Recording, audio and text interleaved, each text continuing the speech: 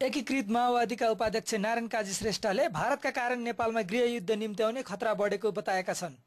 Reporters club नेपालको साक्षात्कार कार्यक्रममा नेता श्रेष्ठले नेपालमा गृहयुद्ध निम्त्याउने कि सहमति बनाउने भन्ने कुरा पनि भारतकै हातमा रहेको दाबी गरे। सोमबार रिपोर्टर्स क्लब नेपालका अध्यक्ष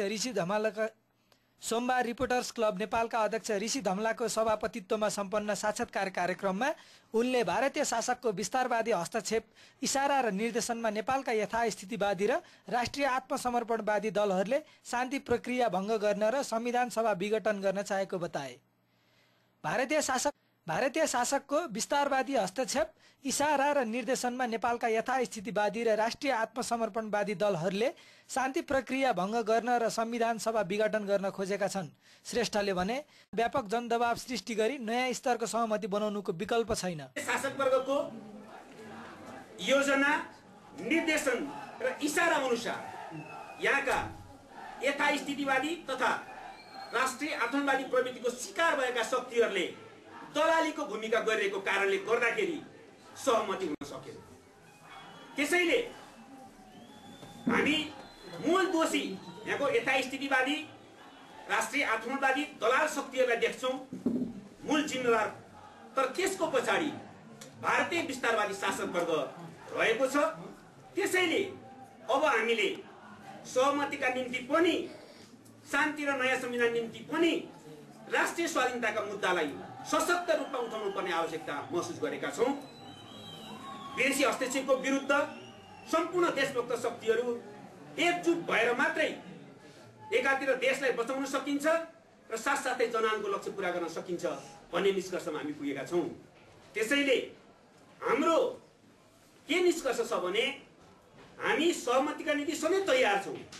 त्यति मात्र होइन, राष्ट्रिय सहमतिको आजको आवश्यकता हो त्यसलाई गम्भीरतापूर्वक सोचियोस् र देशलाई मुठभेड गृहयुद्धको दिशातिर लैजाने, शान्ति प्रक्रियालाई तुहाउने, संविधान सभालाई विघटन गर्ने, राष्ट्रपति शासन लागू गर्ने, सेना परिचालन गर्ने सबै प्रकारका षड्यन्त्रलाई बन्द गरियोस् भनेर हामी सरकारमा रहेका सबै पार्टीहरूलाई र मुख्य पार्टीहरूलाई गम्भीर अपील गर्न चाहन्छौं।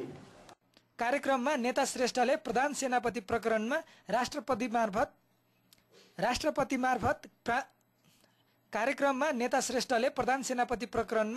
राष्ट्रपति मार्फत प्रतिक्रान्तिकारी षड्यन्त्र गरिएको आरोप लगाए। शान्ति र संविधानका लागि आफ्नो पार्टी हदैसम्म लचिलो हुँदा पनि भारतीय इशारामा सत्तारूढ दलहरूले सहमति तोडेको बताए। जतिसुकै बन्द हडताल गर्दा पनि सरकारले नचेतेकाले चौथो चरणको आन्दोलन अपरिहार्य भएको उनले बताए। साथै उनले सदन संघर्षको रूप बदल्ने समेत जानकारी दिए। चौथो चरणको जनआन्दोलनमा देशभक्त र सच्चा गणतन्त्रवादीलाई एकजुट गराउँदै भारतीय षड्यन्त्र सफल पार्न व्यापक जनदबाव सिर्जना गरिनेछ र शान्ति र संविधानलाई निष्कर्षमा पुर्याएर छाडिनेछु उनले भने। भारतले आफ्नो सुरक्षा छाताभित्र राख्न तथा कथित विशेष सम्बन्धका आधारमा खेलिरहेको उनको आरोप थियो। ऐतिहासिक कार्यभार पूरा गर्न, जनआन्दोलनको लक्ष्य पूरा गर्न अगाडि बढ्दै थियौं।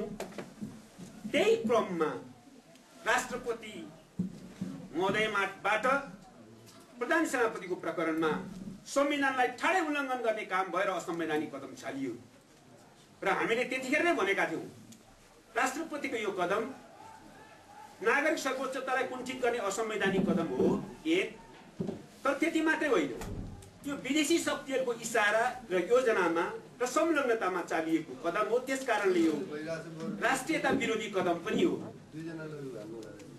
र तेस्रो कुरा र गम्भीर कुरा, प्रतिक्रान्तिकारी षड्यन्त्रलाई अगाडि बढाउने, त्यो प्रतिक्रान्तिकारी षड्यन्त्रको प्रारम्भिक कडीको रूपमा राष्ट्रपति मार्फत असंवैधानिक कदम चालियो र अन्ततः त्यसलाई प्रतिक्रान्तिलाई पूरा गर्ने क्रममा राष्ट्रपति शासन लागू गर्ने योजना अन्तर्गत त्यो आएको हो भनेर हामीले भनेका थियौं।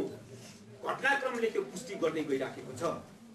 म पत्रकार मित्रलाई स्पष्ट भन्न चाहन्छु कि त्यसपछि पनि हामीले राष्ट्रपतिको असंवैधानिक कदमको विरुद्ध र नागरिक सर्वोच्चताको पक्षमा राष्ट्रिय स्वाधीनताको विषयलाई पनि जोड्दै आन्दोलन गर्यौं, संघर्ष गर्यौं, सडकमा गर्यौं, सदनमा गर्यौं। सहमतिका प्रयत्न पनि त्यसका साथसाथै हामीले अगाडि बढायौं। कयौं पटक वार्ताहरू भए यस बीचमा, तर सहमति हुन सकेन। म